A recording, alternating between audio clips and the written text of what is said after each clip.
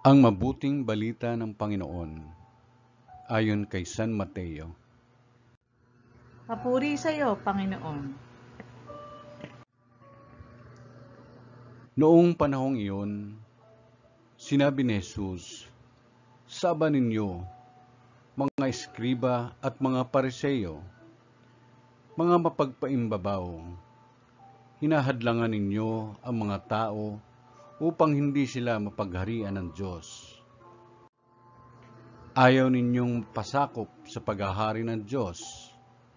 Hinahadlangan pa ninyo ang ibig pasakop.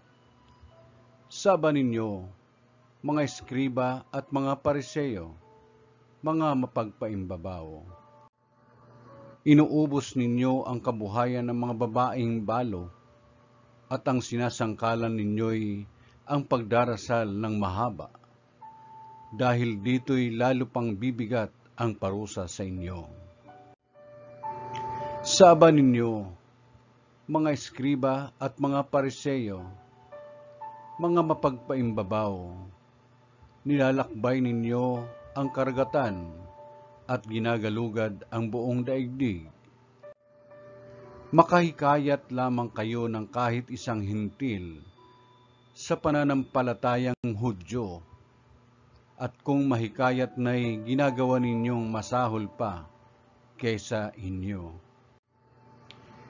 Kaya't nagiging ibayo ang dahilan para siya'y parusahan sa impyerno. Saba ninyo, mga bulag na taga-akay.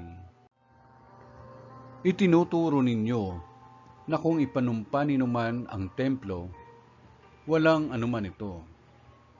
Ngunit kung ang ipanumpa ay ang ginto ng templo, dapat niyang tuparin ang kanyang sumpa. Mga bulag, mga hangal, alin ang mas mahalaga? Ang ginto o ang templong nagpapabanal sa ginto? Sinasabi rin ninyo na kung ipanumpa ninuman ang dambana, walang anuman ito. Ngunit kung ang ipanumpa ay ang handog na nasa dambana, dapat niyang tupdin ang kanyang sumpa. Mga bulag, alin ba ang mas mahalaga? Ang handog o ang dambanang nagpapabanal sa handog? Kaya nga, kapag ipinanumpa ninuman ang dambana, ipinanunumpa niya iyon at ang lahat ng handog na naroon. Kapag ipinanumpa ninuman ang templo, ipinanunumpa niya iyon at ang tumatahan doon. At kapag ipinanumpa ninuman ang langit, ipinanunumpa niya ang trono ng Diyos at ang nakaluklok doon.